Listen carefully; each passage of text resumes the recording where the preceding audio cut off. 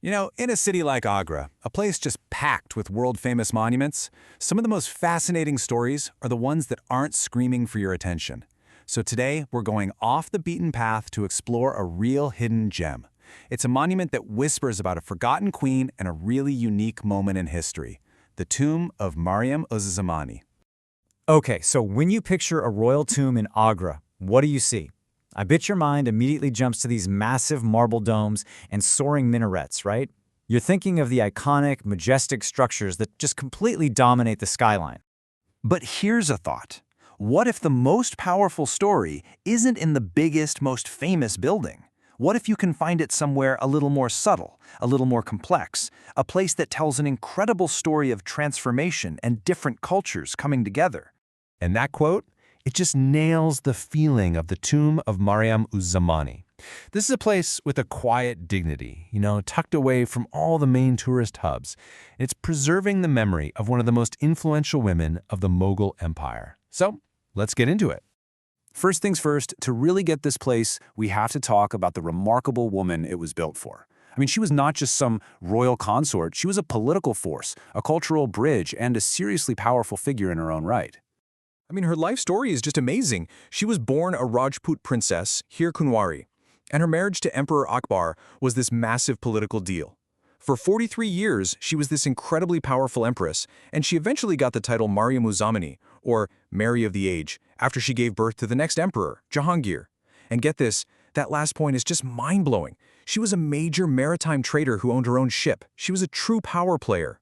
And she didn't stop there. Her influence on art and architecture was huge. She wasn't just somebody monuments were built for. She was a builder. She sponsored one of the earliest great Mughal mosques, she commissioned huge public works like a stepwell, and she even designed the garden around her own husband's tomb. She was literally shaping the look and feel of the empire. So it probably won't surprise you that the tomb built in her honor is every bit as unique as she was. It basically breaks all the rules of what you'd expect from Mughal funerary architecture. Just look at how different this tomb is. Most Mughal tombs built from the ground up for that one purpose. Hers? It was actually a converted building from a whole different era back in 1495.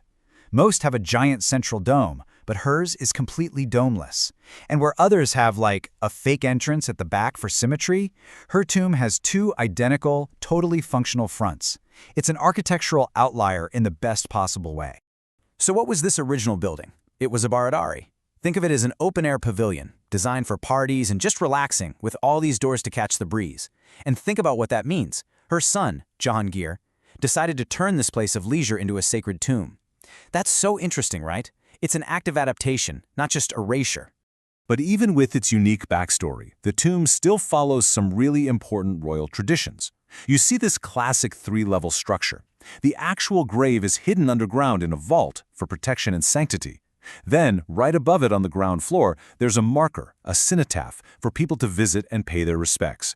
And finally, there's a third one on the open-air roof, exposed to the sky, symbolizing a connection to the heavens.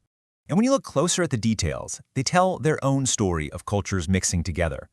You've got Islamic geometry right next to Hindu floral designs and classic Rajput features like those little domed pavilions on the corners, the chhatris. Imagine this. The inside is this maze of over 40 rooms that used to be covered in colorful frescoes, and the whole red sandstone exterior is just covered in these incredible carvings.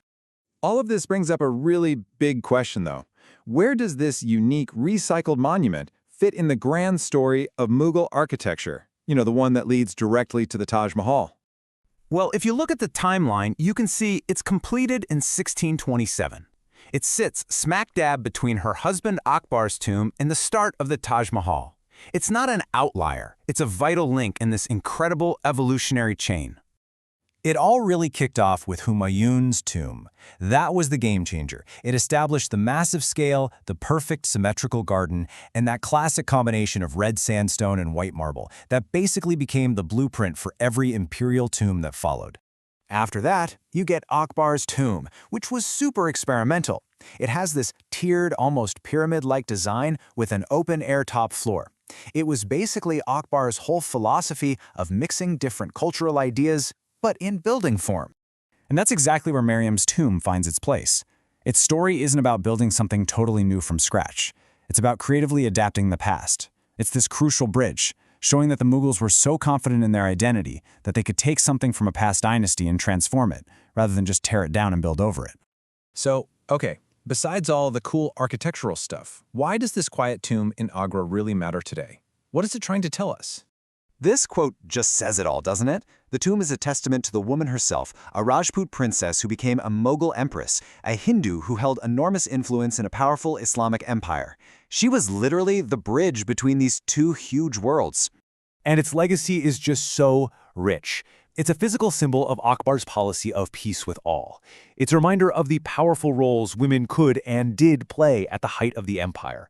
Its architecture is literally cultural harmony carved in stone. And maybe the most important lesson is that it shows us you can transform something to create new meaning, all while honoring what came before. When you boil it all down, the story here, it's a powerful lesson, isn't it? It shows that dialogue, respect, and mutual understanding can build bonds that are strong enough to last for generations. And that's a message that feels more important today than ever before. And that kind of leaves us with one last thought. The story of this incredible queen and her unique tomb with hiding in plain sight in one of the most famous cities on Earth. It really makes you wonder, doesn't it? What other incredible stories are hiding all around us, just waiting for us to take a closer look?